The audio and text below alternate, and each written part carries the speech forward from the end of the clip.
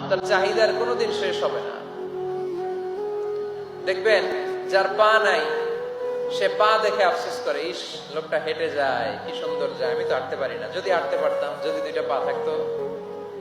যার পা আছে সে সাইকেলওয়ালাদেরকে দেখে আফসোস করে, ইস আমার যদি একটা সাইকেল থাকতো তাহলে তার হাঁটা লাগতো না, সাইকেল দিয়ে বাজারে যেতাম। যার সাইকেল আছে সে আবার হুন্ডাওয়ালাদেরকে দেখে আফসোস করে, ইস একটা হুন্ডা যদি থাকতো তাহলে তো ভোঁ ভোঁ করা যাইতো না। হুন্ডাওয়ালার আফসোস আছে প্রাইভেট কারওয়ালাদের দেখে, তারা আফসোস করে, ইস আমার যদি একটা কার থাকতো তাহলে তো কার চালাইতে পারতাম।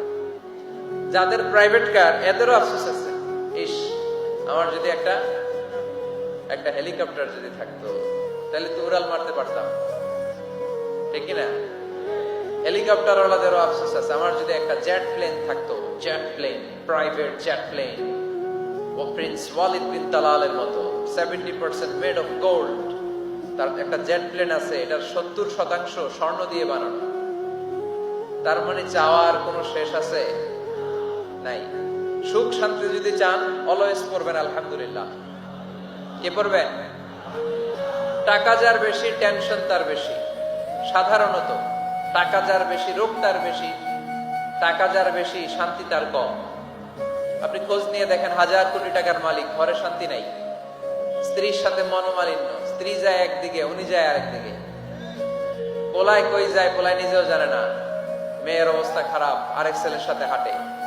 তো এই হচ্ছে এদের লাইফস্টাইল। সবাই না, আল্লাহওয়ালা যারা তারা ভিন্ন। রাতে এদের ঘুম হয় না, অনেকগুলো ঘুমের ট্যাবলেট খেয়ে ঘুমাতে হয়, ঘুম আসে না, ঘুম আসে না।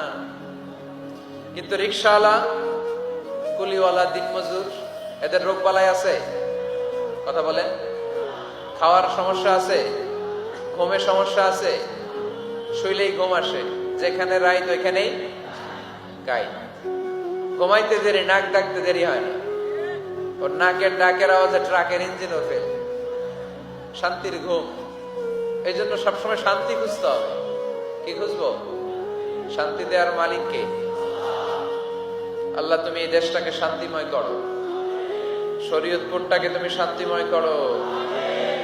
যালিকাল কিতাবু লা রাইবা ফিহি হুদাল লিল মুত্তাকিন। This is the book, the most authentic and original book in the world, whereof there is no doubt in it, and a guidance to those who are muttaqin. এটা এমন বই যে বই কোনো ভুল নাই, কোনো সন্দেহ নাই, কোনো সংশয় নাই। মুত্তাকিনদের জন্য এই বইটারে হেদায়েতের কিতাব করে পাঠালো কে? আবার আল্লাহ বলেন, কিতাবুন আনজালনাহু ইলাইকা লিতুখরিজান নাসা মিনায-যুলুমাতি ইলান-নূর। নবী হে, এই কিতাবকে আমি নাজিল করেছি অন্ধকারাচ্ছন্ন মানুষগুলোকে আলোর পথ দেখাতে, বামপন্থী গুলারে ডানপন্থী বানাতে, জাহান্নামী গুলারে জান্নাতি বানাতে। এই কিতাব যদি কেউ পড়ে সে মানুষের মতো মানুষ হয়, ওই মানুষ কখনো অন্যায় করে না। এই কিতাব যে পড়ে এবং মানে, এই কিতাবের শিক্ষাকে যে নিজের মধ্যে ধারণ করে, সে কখনো মিথ্যা বলে না, মা বাবার সাথে বেয়াদবি করে না। ওই আলোকিত মানুষটা কখনো টেন্ডারবাজি করে না, চাঁদাবাজি করে না, দুর্নীতিতে চ্যাম্পিয়ন হয় না, ক্যাসিনো ব্যবসায় নামে না। এই কোরআন যারা বুকে ধারণ করে এরা কোনোদিন পেঁয়াজের দাম বাড়ায় না। জোরে বলে ঠিক কিনা? এরা কখনো তাদের কোনো কাজে জনমানুষের ক্ষতি করে না। এরা সব সময় কল্যাণের পক্ষে,